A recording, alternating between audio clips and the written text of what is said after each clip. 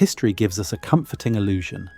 It tells us that the past is settled, that everything important has been found, categorized, dated, and explained. Museums reinforce this feeling. Textbooks depend on it.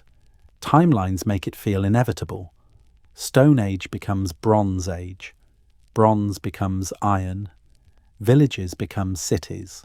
Cities become civilizations. The story moves forward in a clean, reassuring line, but every so often something appears that does not belong. Not a myth, not a legend, a physical object, a structure, a trace that refuses to sit quietly inside the timeline we built for it. These are not rare anomalies hidden in obscure footnotes. They appear across continents, cultures, and centuries. And once you start noticing them, they seem to be everywhere. Archaeologists encounter them first as discomfort, a detail that feels wrong, a measurement that should not be possible, a level of precision that does not match the supposed tools of the age. At first, these details are often ignored, then minimized, then explained away. Because to take them seriously would require something more unsettling than a new theory. It would require rethinking the assumptions underneath the entire story. Consider how often ancient artifacts are described as symbolic when no practical explanation fits. A shape becomes ceremonial. A pattern becomes decorative. A function becomes unknowable by design. Symbolism is a useful word. It allows us to stop asking questions. But symbolism does not explain why certain objects appear to solve problems their creators supposedly did not know existed. It does not explain why some structures align with astronomical cycles that require long-term observation and precise calculation. It does not explain why materials were processed in ways that even modern technology struggles to replicate consistently. Across the world, ancient civilizations left behind clues that point to something more complex than our standard narrative allows. These clues are not statements. They do not announce their purpose. They simply exist. And that is what makes them dangerous to certainty. Before we go any deeper, feel free to let me know in the comments where you are listening from and what time it is for you. I genuinely enjoy reading those messages, and it is always fascinating to see how these mysteries connect people across different parts of the world, often at very different hours of the night or day. And as always, the images you see here are simply meant to provide context and atmosphere. They are not definitive, and they are not required. Thank you for being here and for continuing this exploration with us. In Egypt, in Greece, in the Andes, in Mesopotamia, in India, in regions now underwater or buried beneath modern cities, researchers continue to encounter the same pattern. The builders understood something. Then that understanding vanished, not gradually, abruptly, as if a line of transmission was cut. This raises a difficult question. Are these clues evidence of knowledge we lost, or knowledge we never recognized in the first place? Modern science tends to assume that progress accumulates, that once a discovery is made, it spreads, improves, and becomes permanent. But history does not always behave that way. Entire libraries have burned, languages have vanished without descendants, skills that took generations to refine have disappeared in a single lifetime. If this can happen within recorded history, what happens before writing? The deeper we look into ancient remains, the clearer one thing becomes. We are not simply missing information. We are missing context. And context is everything. Take any one artifact in isolation, and it can be dismissed. A coincidence, a trick of preservation, a misunderstanding. But when similar anomalies appear in cultures that had no contact with one another, the explanation becomes less comfortable. Why do we find similar architectural techniques in places separated by oceans? Why do we see recurring obsessions with the sky, with cycles, with catastrophic events recorded not as stories but as stone and geometry? Why do we find tools that seem to anticipate future needs rather than solve immediate ones. The standard answer is convergence. Humans think alike. Faced with similar challenges, they arrive at similar solutions. Sometimes that is true, but convergence does not explain excess. It does not explain precision far beyond necessity. It does not explain redundancy and complexity. At this stage, it is tempting to jump to extremes, to imagine lost super-civilizations, to invoke external intervention, to fill the gaps with speculation. But that impulse itself is part of the problem. The real mystery is not that we lack answers. It is that we rush to conclusions to avoid sitting with uncertainty. What if the truth is quieter and more unsettling? What if ancient societies were capable of far more nuanced understanding than we give them credit for, but their priorities were different? What if knowledge was not centralized, standardized, or preserved the way we preserve it now? What if critical information was encoded in ritual, architecture, and practice rather than text? And what if that makes it nearly invisible to us? Modern observers often underestimate ancient intelligence because it does not resemble modern intelligence. We expect equations, schematics, written explanations. But intelligence does not require paperwork. It requires pattern recognition, memory, experimentation, and transmission, all of which can exist without writing. The clues left behind by ancient civilizations do not shout. They whisper. They suggest that something was understood well enough to be used, but not well enough to survive collapse. Or perhaps understood deeply enough that its creators did not feel the need to explain it in the way we expect. This creates a paradox. The more advanced the understanding, the harder it may be to detect after it is gone. Imagine discovering a smartphone 10,000 years from now with no electricity, no satellites, no context. It would look decorative, symbolic, meaningless. Its true function would be impossible to infer from the object alone. Now imagine that multiplied across millennia. This is the lens through which the clues of ancient civilizations must be viewed, not as isolated oddities, but as fragments of systems that no longer exist, systems that may have been fragile, localized, or deliberately restricted. Throughout this investigation, we will encounter objects and sites that challenge comfortable explanations. In many cases, mainstream science offers plausible interpretations. In others, it admits uncertainty. And in a few, the questions remain open. This is not an argument against science. It is an argument for intellectual humility. Science advances by asking better questions, not by defending old assumptions. The past is not obligated to make sense to us. What matters is not whether every clue leads to a dramatic revelation.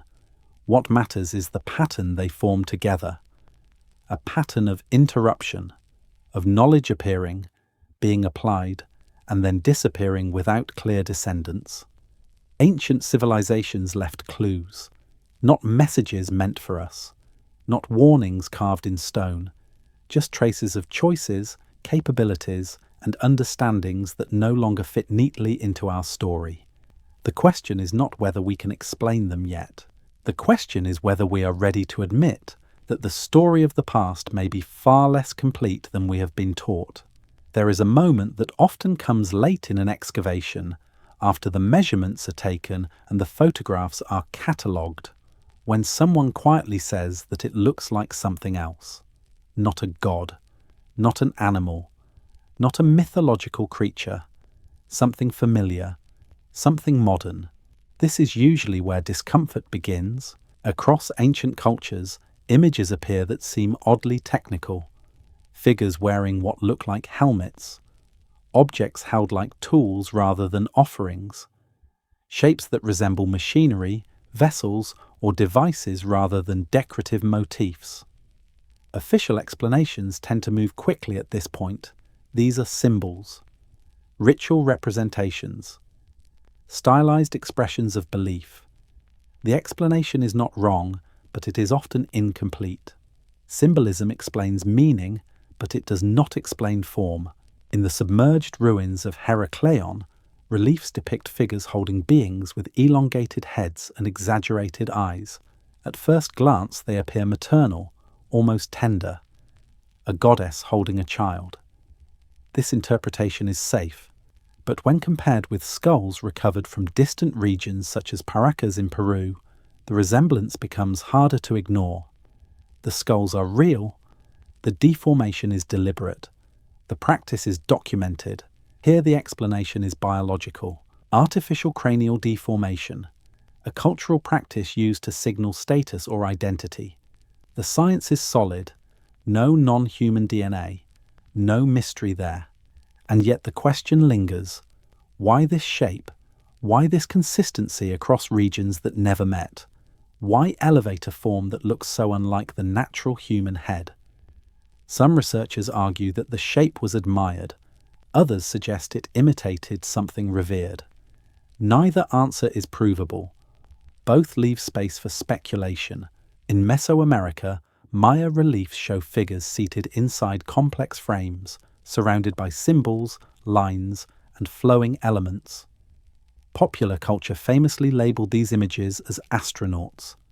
A man inside a rocket, a hand on a control panel, flames below.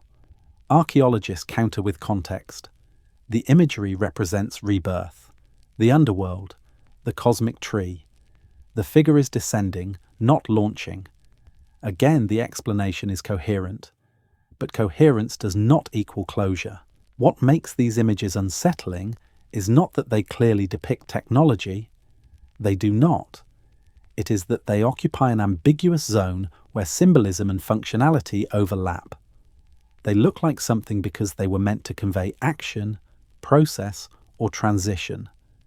And when action is depicted clearly enough, it begins to resemble mechanism. This is where the human brain complicates everything. Pareidolia is the tendency to recognize familiar patterns in random or ambiguous data, faces in clouds, animals in shadows, meaning where there may be none. The famous face on Mars is the perfect example. A low-resolution image suggested eyes, a nose, a mouth. Public fascination exploded. Later, higher-resolution images revealed an ordinary hill shaped by light and shadow. The lesson seemed clear. The mind invents significance, but pareidolia cuts both ways. It can create meaning where none exists, but it can also dismiss meaning by assuming error too quickly. The danger is not seeing patterns. The danger is deciding in advance which patterns are allowed. Ancient art was not naive. It followed rules, conventions, repeated motifs. Artists did not randomly invent shapes. They communicated ideas within shared visual languages. When those languages are lost, interpretation becomes guesswork. Consider the bas-reliefs of ancient civilizations that appear to show figures emerging from or interacting with complex objects. We label these objects thrones, altars, or ceremonial frames because those are the closest categories we have. But those labels are placeholders, not explanations. A throne is still an object with a function. A ritual frame is still designed with intent.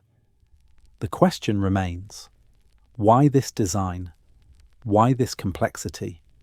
Why this emphasis on containment, enclosure, or interface? In many cultures, the boundary between sacred and practical did not exist the way it does today. Astronomy was ritual, medicine was spiritual, engineering was cosmology. To separate function from meaning is a modern habit. This creates a blind spot. If a device was sacred, it would be decorated. If a tool was symbolic, it would still need to work. When we see an object that looks both symbolic and technical, we often choose one interpretation and discard the other. But ancient societies may not have made that distinction at all. In some cases, the symbolic explanation feels too convenient. It explains away precision as artistry. It reframes structure as metaphor. It allows us to stop asking how. Yet there is also a danger in pushing too far in the opposite direction. Not every image is a blueprint. Not every carving is a record of technology. To assume that would be just as misleading. The tension lies in the middle, in acknowledging that some symbols may encode practical knowledge in ways we no longer recognize, that some depictions may represent processes, not stories, and that meaning can survive long after function is forgotten. The most intriguing aspect is not that ancient art looks modern. It is that it sometimes looks instructional, repetitive, standardized, as if it followed conventions meant to be understood by those who already knew what they were seeing. Which raises a quiet question. Who were those images for? If the meaning was obvious to the people who made them, they may not have felt the need to explain it further. No labels, no manuals, just form. Over time, belief systems shifted.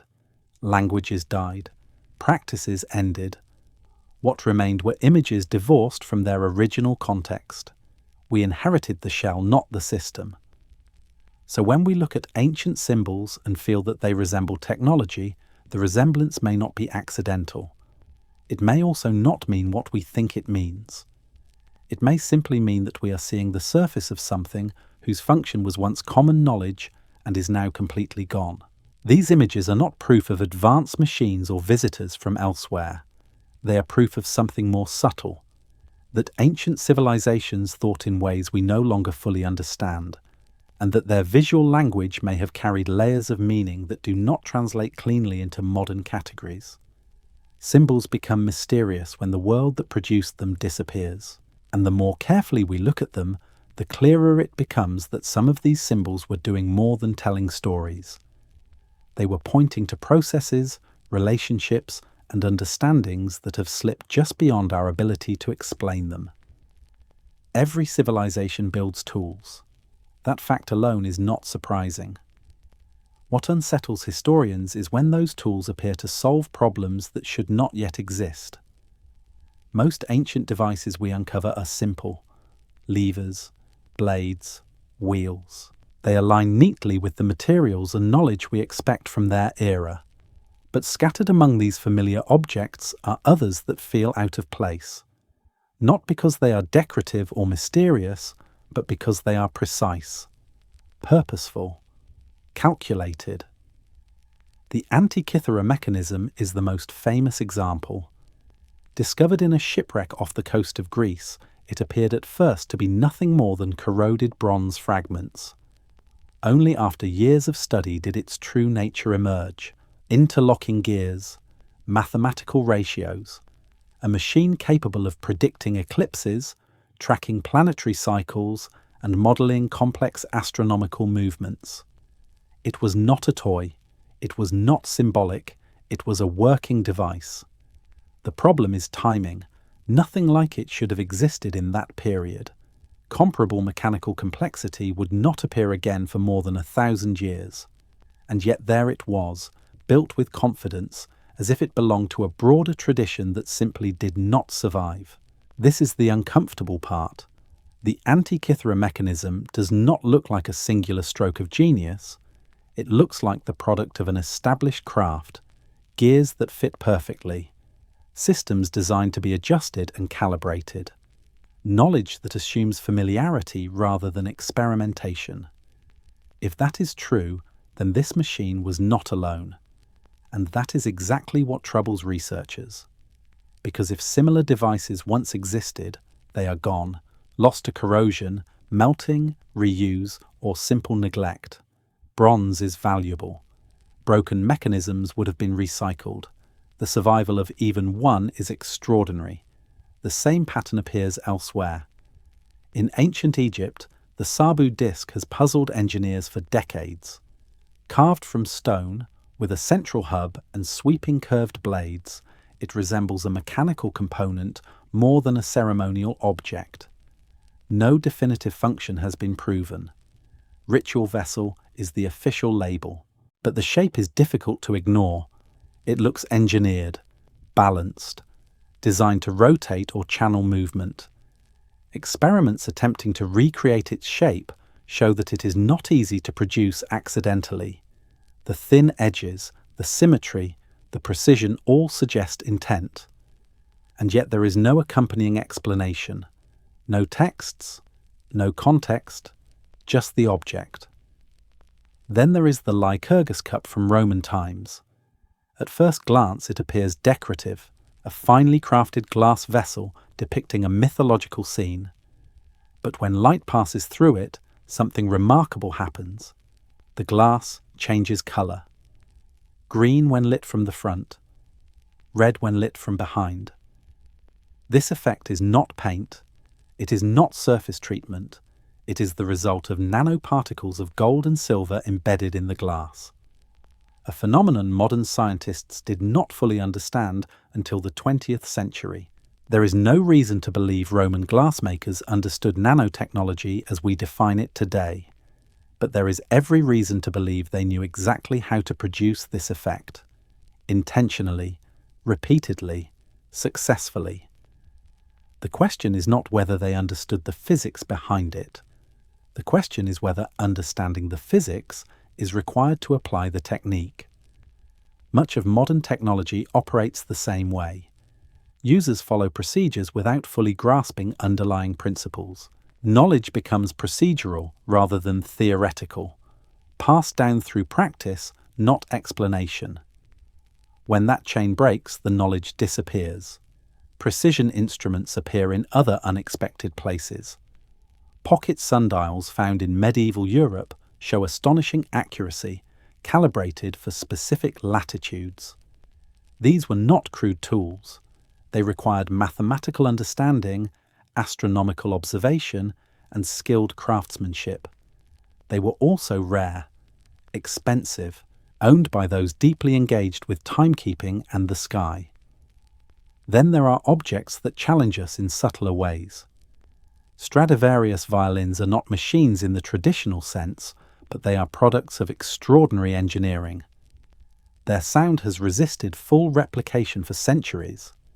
Chemical analysis reveals complex varnishes. Wood grown under specific climatic conditions. Construction techniques that balance tension, resonance, and durability. Were these makers scientists? No. Were they engineers? In practice, yes.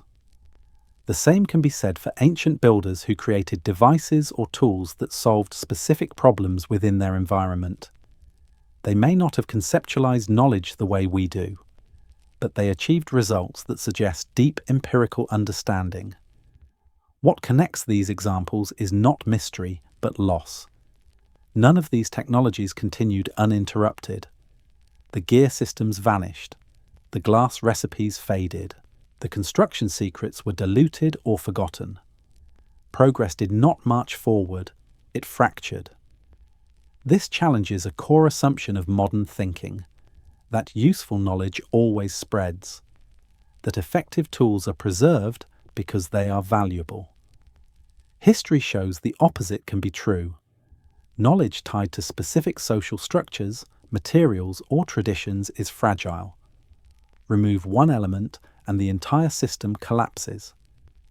If a craft is practiced by a small group, if it depends on rare resources, if it is encoded through apprenticeship rather than writing, it can disappear quickly, especially during times of upheaval, war, economic collapse, natural disaster, cultural shifts. Any of these can sever the transmission of skill. And once gone, rediscovery is not guaranteed. The machines before their time do not suggest a lost global civilization with advanced industry. They suggest something more plausible and more unsettling, that advanced understanding can exist locally, briefly, and without leaving a continuous trace. These devices may represent peaks rather than plateaus. Moments when conditions align just long enough for something remarkable to be built, used, and then forgotten. When we encounter such machines today, the temptation is to ask who built them, or how, or why. But perhaps the more important question is this: how much knowledge has humanity lost simply because it did not survive its own success? The machines left behind are not evidence of a hidden empire. They are evidence of discontinuity, of brilliance without inheritance. Ancient civilizations left clues not because they intended to, but because even forgotten knowledge leaves fingerprints. And sometimes those fingerprints look unmistakably like machines that arrived far earlier than we are comfortable admitting. Some ancient objects are puzzling because of what they do. Others are unsettling because of what they are made of. Materials tell stories. They record choices, limitations, and capabilities. Every age leaves behind a material signature that reflects its tools and environment. Stone suggests one level of technology, bronze another, iron another still. That is how timelines are usually constructed. But occasionally a material appears that refuses to cooperate with its assigned era. In Delhi stands an iron pillar over 7 meters tall. It has been exposed to rain, heat, pollution, and centuries of human contact, and yet it shows almost no corrosion. Modern metallurgists have studied it carefully. The composition is unusual. The manufacturing process is still debated. The most common explanation is environmental: dry climate, protective oxide layer, fortunate chemistry. That explanation may be correct, but it does not explain intent. Someone made that pillar on purpose. Someone chose that composition. Someone knew it would endure. Whether by experiment or tradition, the result was the same. A structure that behaves better than many modern equivalents. Move from metal to stone, and the questions grow heavier. At Saqqara in Egypt, enormous granite sarcophagi sit inside underground chambers. Each one weighs dozens of tons. Their interiors are smooth to a degree that challenges modern machining. The angles are precise. The symmetry is exact. Granite is not forgiving. It does not yield easily to copper tools or simple abrasion. Explanations exist: long labor, sand, repetition, time. But when modern engineers attempt to reproduce the results using the same proposed methods, the gap becomes obvious. Not impossible, but implausible at scale. This is not a claim of lost lasers or forgotten power tools. It is a recognition that our reconstructions may underestimate ancient skill. Then there is Baalbek. The foundation stones of the Temple of Jupiter are so massive that even today they inspire disbelief. Individual blocks weigh hundreds of tons. Some exceed 1,000. They were quarried, transported, and placed with remarkable accuracy. The quarry lies hundreds of meters away. The terrain is uneven. The final placement required alignment, stability, and foresight. Modern cranes could struggle with similar tasks. Historians propose ramps, rollers, levers, and coordinated labor. These are reasonable ideas. Humans are resourceful, but the scale pushes those ideas to their limits. It forces us to imagine logistical systems that were temporary, precise, and extremely well organized. And then those systems vanish. No manuals. No remnants of the infrastructure required to move such stones. Just the stones themselves. The same pattern appears at Puma Punku in South America. Stone blocks carved with interlocking grooves and angles that fit together tightly without mortar. The stones are hard. The cuts are clean. The designs appear modular, as if the builders planned for assembly and disassembly. These are not natural forms. They are engineered. The official explanation emphasizes perseverance and stone tools. Again, not impossible. But the consistency across so many pieces suggests standardized methods, templates, measurements, shared rules. Standardization is a technological concept. It implies repeatability. When we see it in ancient structures, we face a contradiction. Standardization usually requires systems of knowledge that are taught and maintained, yet no trace of those systems remains. This brings us to the uncomfortable possibility that some ancient techniques were highly specialized and poorly documented. They may have depended on tacit knowledge. skills passed from hand to hand rather than written down. When the people who held that knowledge disappeared, the technique disappeared with them. Precision without permanence. Modern engineering depends on redundancy, documentation, institutions. Ancient engineering often did not. That makes it more vulnerable to collapse. Another factor is misclassification. When an object does not fit our expectations, we often assign it to ritual or symbolism. That label does important work. It protects the timeline. It closes the question. But it also prevents further investigation. A ritual object can be anything. It does not need to function. It does not need to be efficient. It only needs to exist. But many ancient objects show signs of optimization. They are shaped to reduce stress, to distribute weight, to resist decay. These are functional concerns, not symbolic ones. Symbolism does not require tolerance margins. The more researchers analyze these materials, the clearer one thing becomes. Ancient builders understood their materials deeply.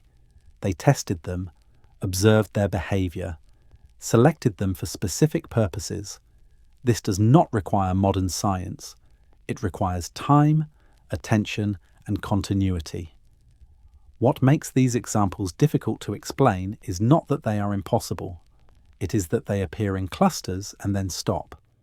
The knowledge does not spread widely. It does not evolve gradually. It appears, peaks, and disappears.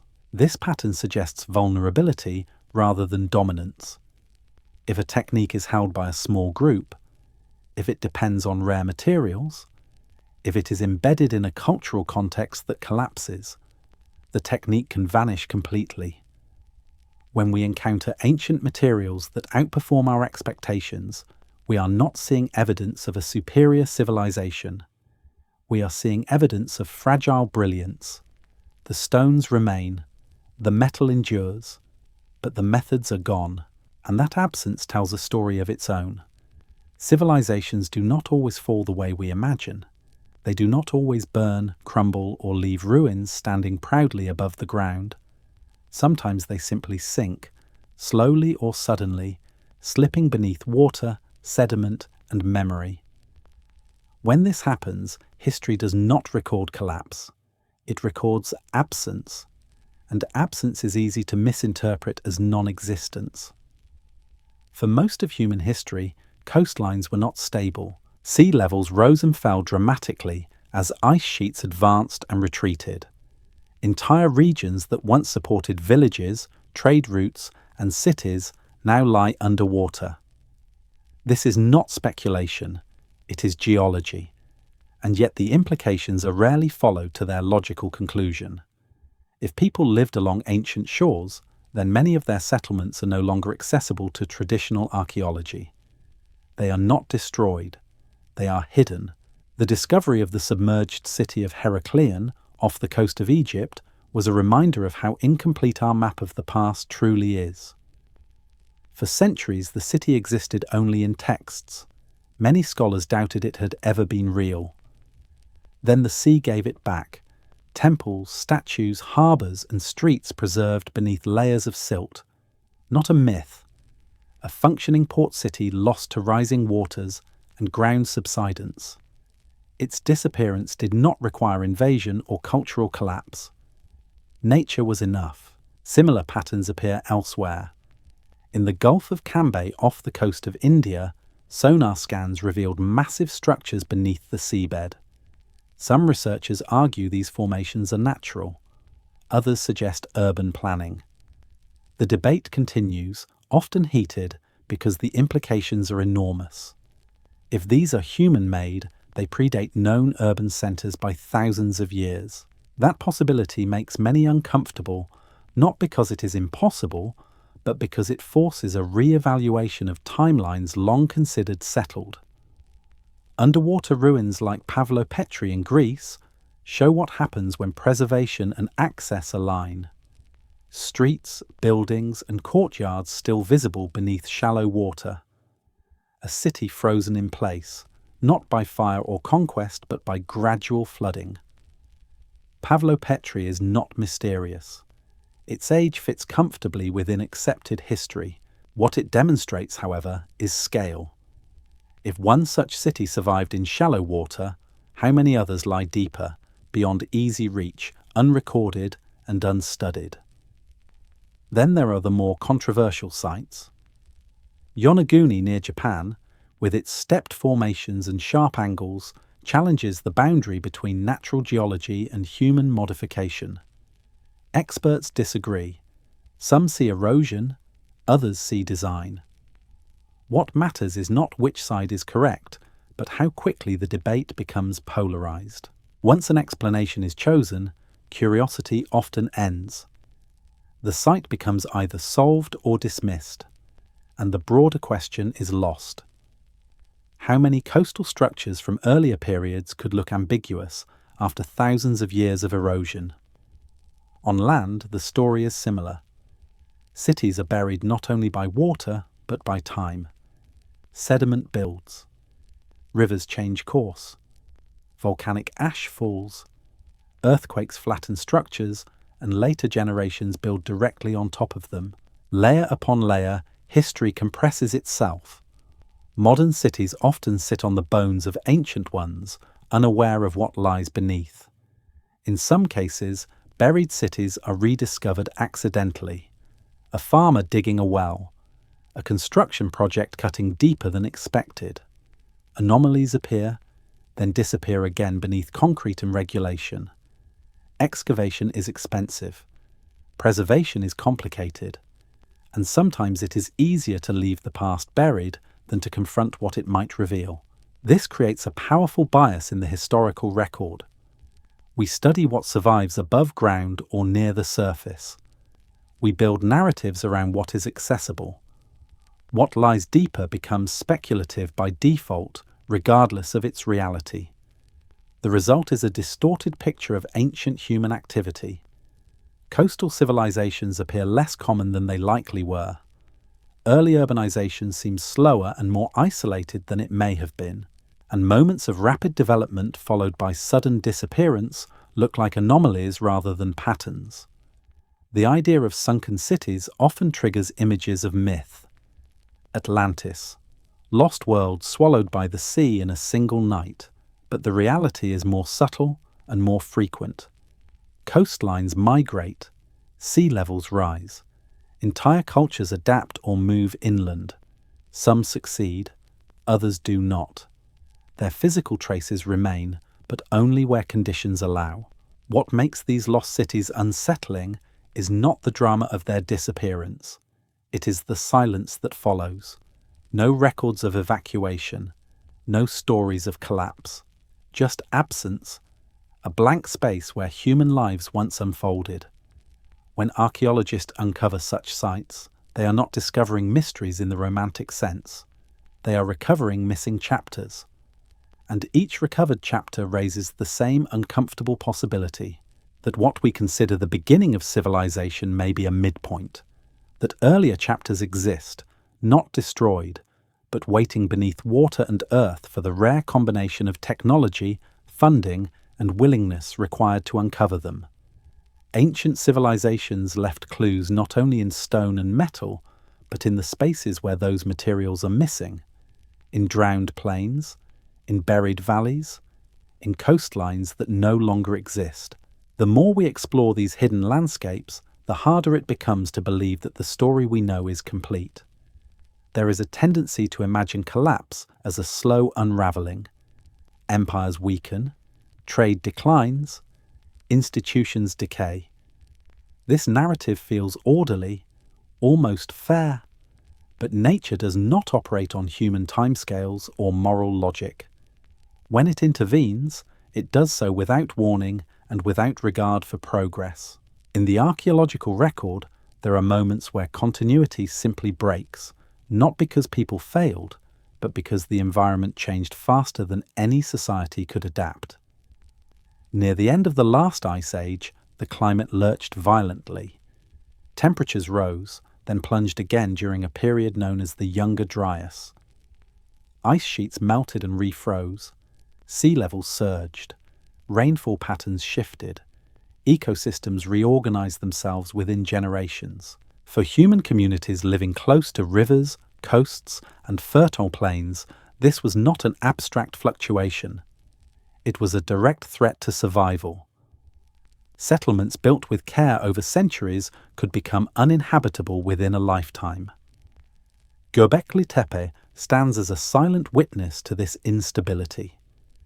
Massive stone enclosures erected by hunter-gatherers before the advent of agriculture, then deliberately buried and abandoned. The site does not show signs of gradual decline or conquest. It appears to have been sealed intentionally, as if its builders knew that its time had passed. Whether this was ritual, necessity, or foresight remains debated. What matters is that a complex cultural project ended abruptly, leaving no clear descendants. Elsewhere, catastrophe arrived even faster. At Tall El Hammam in the Jordan Valley, evidence suggests a powerful airburst event similar to a cosmic explosion. Temperatures spiked instantly, structures melted, human remains show signs of extreme heat. The city was rendered uninhabitable for centuries. This was not erosion or slow decay. It was a moment, a single event capable of erasing an urban centre and the knowledge embedded within it. Volcanic eruptions tell similar stories. The eruption of Thera on Santorini was one of the most powerful in recorded history. Ash darkened skies across the region. Tsunamis devastated coastlines. Trade networks collapsed. The effects rippled far beyond the island itself. Civilizations dependent on maritime exchange were suddenly isolated. Cultural continuity fractured not because of internal failure, but because the world they relied on had changed overnight. Tsunamis have left traces across the globe. In Japan, Chile, and the Mediterranean, sediment layers show that waves of unimaginable force swept far inland, carrying marine debris and destruction with them. These events are not myths encoded as stories of angry gods. They are physical signatures preserved in the earth. And they tell us that coastal societies have always lived on borrowed time. What is often overlooked is how total these resets can be. When a city is destroyed slowly, some knowledge survives. People flee. Traditions adapt. Skills are passed on. But when destruction is sudden and widespread, entire systems can vanish. Specialists die. Tools are lost. Social structures dissolve. Survivors may scatter into smaller groups focused only on immediate survival. In such conditions, advanced practices are not preserved. They are abandoned. Precision gives way to necessity. Complexity becomes a liability. The archaeological record then gives the illusion of regression. It appears as if societies became simpler. In reality, they became constrained. This pattern challenges the idea that civilization naturally progresses upward. It suggests instead that progress is contingent, dependent on environmental stability, vulnerable to forces beyond human control. A single catastrophic event can erase centuries of accumulated knowledge and leave behind only fragments. These fragments are what we find today: isolated structures, tools without context, techniques that appear suddenly and disappear just as quickly. When viewed through the lens of environmental disruption, these anomalies begin to look less like miracles and more like survivors. Nature does not negotiate. It resets the conditions of existence. And when it does, the historical record compresses. Long periods of stability vanish into thin layers of sediment, while moments of catastrophe leave sharp, unmistakable scars. Ancient civilizations left clues not because they failed to adapt, but because adaptation has limits. There are thresholds beyond which even the most resilient societies cannot pass. When those thresholds are crossed, history does not end. It restarts. And what comes after often remembers very little of what came before. When we look back at human history, survival often appears as success. If a culture persists, we assume it advanced. If it vanished, we assume it failed. But this is a modern bias. Survival and progress are not the same thing. In many cases, survival requires letting go of complexity rather than preserving it. After catastrophic events, what remains is not the most sophisticated system, but the most adaptable one. Skills that require precision, specialization, or long chains of knowledge transmission become liabilities. They demand time, stability, and cooperation. In a disrupted world, those conditions disappear. What endures instead are practices that are simple, flexible, and immediately useful. This creates a deceptive pattern in the archaeological record. Following periods of upheaval, we often see fewer large structures, fewer complex tools, and fewer signs of centralized organization. This is usually interpreted as regression, as if humanity forgot how to build or think. But forgetting is not always the cause. Sometimes knowledge is deliberately abandoned because it no longer serves survival. Consider a society that loses access to key materials. A metalworking tradition collapses not because people forget metallurgy, but because the ore sources are gone or trade routes are broken. Precision stone cutting disappears not because the technique is lost, but because the labor force needed to sustain it no longer exists. In these cases, knowledge may persist in memory, but not in practice. And unused knowledge fades quickly. This is where the idea of progress becomes misleading. Progress assumes accumulation, that once something is learned, it remains available. But history shows that knowledge behaves more like a living organism. It needs nourishment. It needs a host environment. Without those, it dies. The concept of evolutionary bottlenecks offers a useful analogy. In biology, populations pass through periods where only a small fraction survives. Genetic diversity collapses. Traits that were once widespread disappear forever. What emerges afterward is not a continuation of what existed before, but a narrowed version shaped by survival rather than optimization. Civilizations experience bottlenecks as well. Environmental shocks, pandemics, resource depletion, and social collapse can reduce populations dramatically. When this happens, cultural diversity shrinks. Entire professions vanish. Specialists die without apprentices. Libraries burn. Records rot. What survives is what can be carried in memory and practiced with minimal tools. From the outside, this looks like stagnation or decline. From the inside, it is adaptation. This perspective changes how we interpret ancient anomalies. When we see advanced techniques appear briefly and then vanish, it may not indicate failure. It may indicate that those techniques were incompatible with the new reality that followed a crisis. They were not forgotten because they were useless, but because they were unsustainable. Modern observers often assume that any intelligent civilization would inevitably develop along familiar lines: cities, industry, written language, permanent infrastructure. But intelligence does not guarantee permanence. It only guarantees problem-solving within constraints. If the constraints change rapidly enough, solutions that once made sense can become irrelevant overnight. This has implications beyond the past. It suggests that progress is not a straight path, but a fragile balance between complexity and resilience. Push too far toward complexity, and the system becomes brittle. Lose stability, and complexity collapses first. In this light, ancient civilizations that left behind only fragments may not have been primitive or incomplete. They may have been victims of narrowing, forced into survival modes where maintaining advanced systems was no longer possible. The archaeological record then becomes misleading. It preserves stone and bone better than ideas. It favors durability over sophistication. A simple tool used for centuries leaves more evidence than a complex one used briefly. As a result, history can make simplicity look like origin rather than outcome. This raises an unsettling possibility. Some of the societies we label as beginnings may actually be restarts, cultures that inherited a stripped-down world and rebuilt with limited resources and fragmented memory. Their achievements impress us precisely because they emerged under constraint, not because they represent the first attempt.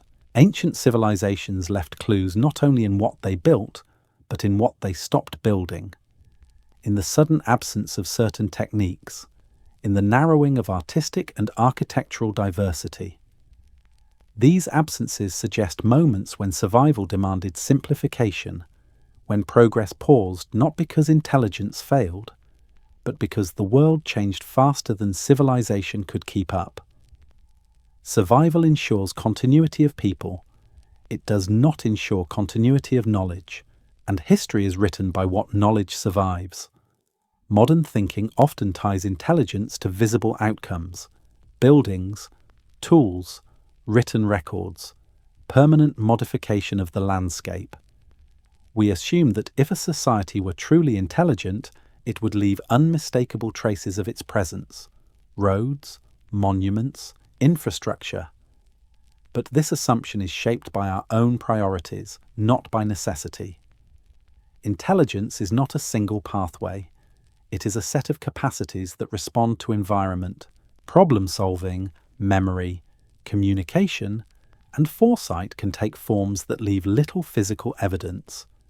When we search the past only for cities and machines, we may be searching for reflections of ourselves rather than signs of intelligence itself. Consider how much of human knowledge today exists without physical permanence. Digital information vanishes instantly without power. Skills disappear when they are no longer practiced. Oral traditions can persist for thousands of years and then vanish in a single generation. The presence of intelligence does not guarantee durable artifacts. In the natural world, we see sophisticated behavior without construction. Dolphins coordinate complex hunts, pass knowledge across generations, and recognize themselves in mirrors. Octopuses solve puzzles, use tools, and display individual personalities. These capacities do not produce cities. They produce survival strategies, intelligence expressed through behavior rather than architecture. If intelligence evolved in ancient environments where permanence was a liability, it may have followed similar paths. Mobile societies, whether on land or near coasts, may have prioritized adaptability over construction. Temporary structures leave minimal traces. Tools made from organic materials decay quickly. Knowledge transmitted orally leaves nothing for archaeologists to uncover. This challenges the idea that absence of evidence is evidence of absence. In aquatic or coastal environments, the problem becomes even more pronounced. Sea-based intelligence, whether human or otherwise, would leave few durable traces. The ocean erases quickly. Organic materials dissolve. Stone structures are rare and difficult to distinguish from natural formations after millennia of erosion. Even human maritime cultures leave surprisingly little behind. Boats rot. Harbours shift. Shorelines move. Entire ways of life can vanish with barely a footprint. If an intelligent society existed that did not build large permanent cities, its presence would be almost invisible to us today. We would not find monuments. We would find patterns, subtle modifications, anomalies that look like coincidence rather than design. This reframes how we interpret the archaeological record. We privilege what survives, not what existed. Stone endures. Wood does not. Metal corrodes. Knowledge evaporates. The past we reconstruct is shaped by preservation bias. It also reframes how we think about advancement. A society can be highly intelligent and deliberately avoid complexity. Complexity creates dependence. Dependence creates vulnerability. In unstable environments, simplicity can be a rational choice. This does not mean that ancient societies rejected technology. It means they may have chosen technologies that did not fossilize well. Perishable materials, biological solutions, Behavioral adaptations. When we encounter ancient sites that show sudden bursts of complexity, followed by long periods of apparent simplicity, we often interpret this as rise and fall, but it may represent experimentation. Moments when conditions allowed for complexity, followed by returns to strategies that favored resilience. In this context, intelligence becomes harder to see but easier to lose. It does not announce itself with monuments. It survives quietly, embedded in practices rather than objects. This perspective does not require us to imagine lost advanced species or hidden empires. It only requires us to accept that intelligence does not have a single archaeological signature, that our definition of evidence may be too narrow.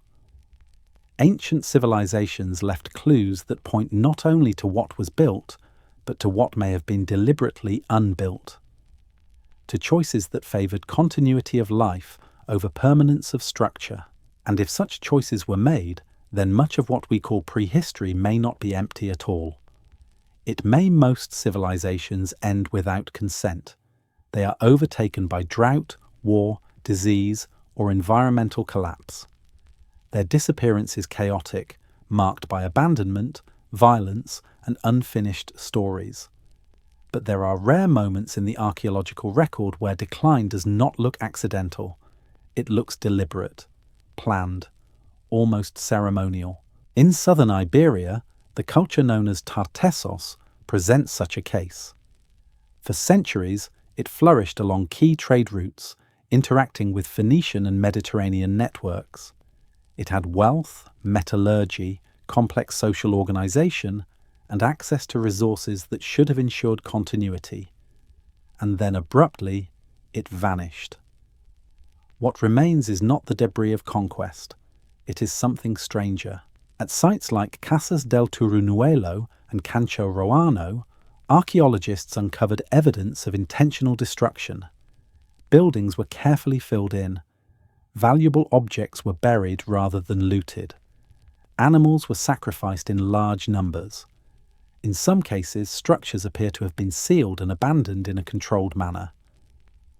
This does not resemble panic. It resembles closure. There is no clear sign that Tartessos was overrun by enemies, no widespread burn layers, no scattered weapons. Instead, there is order, ritual, repetition, acts carried out according to rules we no longer understand. Why would a civilization with access to trade and technology choose to dismantle itself? One explanation points to environmental stress. Shifting river systems, flooding, changes in climate that undermined agriculture and trade. Another points to economic collapse, perhaps linked to the loss of external partners. These factors may have played a role, but they do not fully explain the ritualized nature of the abandonment. If survival were the only goal, we would expect migration, adaptation, continuity elsewhere. But Tartessos leaves no obvious successor culture carrying its full knowledge forward. What persists are fragments. Techniques appear diluted, practices simplified. This suggests a decision rather than a failure.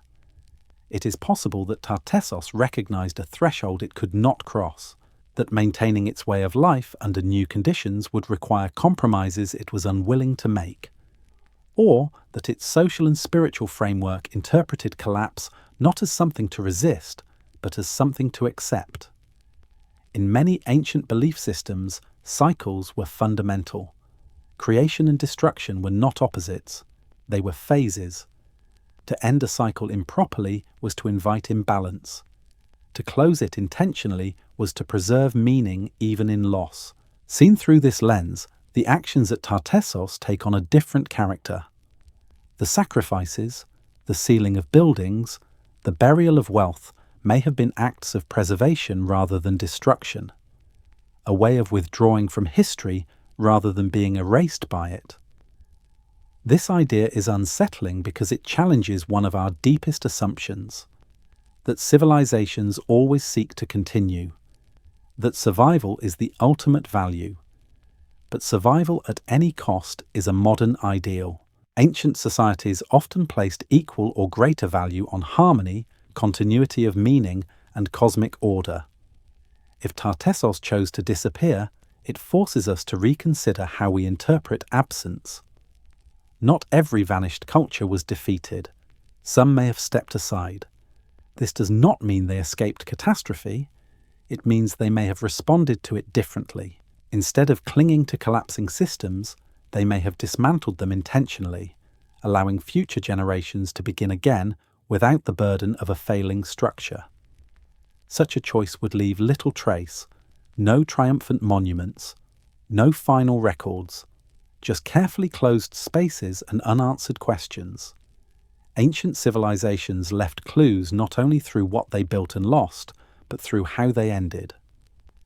Tartessos suggests that disappearance itself can be a form of agency, and if one civilization chose that path, it raises a quiet possibility that others may have done the same, and that history, as we inherit it, is shaped as much by deliberate silence as by catastrophic noise. By now, it should be clear that this story does not point toward a single hidden truth. There is no final artifact that resolves every question. No forgotten machine that suddenly explains the entire past. What emerges instead is a pattern, one that repeats across time and geography with unsettling consistency. Knowledge appears, is applied with confidence, and then vanishes. Cities rise in places now drowned or buried. Techniques reach levels of precision that later cultures struggle to reproduce. Entire ways of life end, sometimes violently, sometimes quietly, sometimes by choice. Taken together, these clues do not describe a mystery waiting to be solved. They describe a cycle waiting to be recognized. We tend to imagine ourselves standing at the edge of history, looking backward, surrounded by the accumulated achievements of everything that came before. But what if that perspective is wrong? What if we are standing inside the loop itself, mistaking our position for a destination rather than a moment? Civilization feels permanent from within. Its systems feel inevitable. Its knowledge feels secure. But the past tells a different story. Intelligence is fragile. Progress is conditional. Continuity is rare. What survives is not what mattered most, but what happened to endure. This forces an uncomfortable thought. If humanity were to disappear, what would remain of us? Satellites would fall from the sky. Power grids would fail. Digital records would vanish almost instantly. Plastics might linger. Concrete might crumble. Nuclear waste might leave a signature long after everything else fades. Future observers would reconstruct our existence from fragments just as we do with the past. And they would misunderstand us in ways we cannot predict.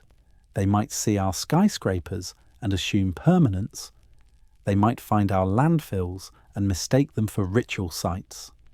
They might uncover machines without context and debate whether they were symbolic or functional. They might argue about our intentions, our intelligence, our priorities, using only what survived to speak for us. In that sense, we are no different from those who came before. The clues left by ancient civilizations are not failures of explanation. They are reminders of limits. Limits of preservation, limits of transmission, limits of interpretation. We do not know the past as it was. We know it as it survived. This reframes the central question. It is not whether ancient civilizations were more advanced than we think. It is whether advancement itself is the right measure. A society can reach extraordinary heights and still leave almost nothing behind. Another can leave monuments and still misunderstand the forces shaping its future. What history suggests is not a hidden golden age, but repeated experiments, different answers to the same problems, different balances between complexity and resilience. Some experiments lasted centuries, others collapsed in moments. A few may have ended intentionally, choosing closure over collapse. We are part of that sequence now. And if these ideas resonate with you, feel free to support the channel by liking the video, sharing it with someone who might appreciate this perspective, and subscribing if you want to continue exploring these questions together. The clues we leave behind will not explain us any more clearly than ancient clues explain the past. They will raise questions, spark debates, invite speculation. Future historians will build narratives from fragments just as we do, and they will be shaped by their own assumptions, blind spots, and priorities. The story of ancient civilizations is not a warning about lost greatness. It is a mirror. It shows us that no amount of intelligence guarantees continuity. No level of technology ensures survival. And no civilization, no matter how confident, is exempt from erasure. Ancient civilizations left clues, not to be found by us, but because erasure is never complete. Something always remains. The only question is what those remnants will say, and whether those who come after us will be humble enough to admit how much they cannot explain.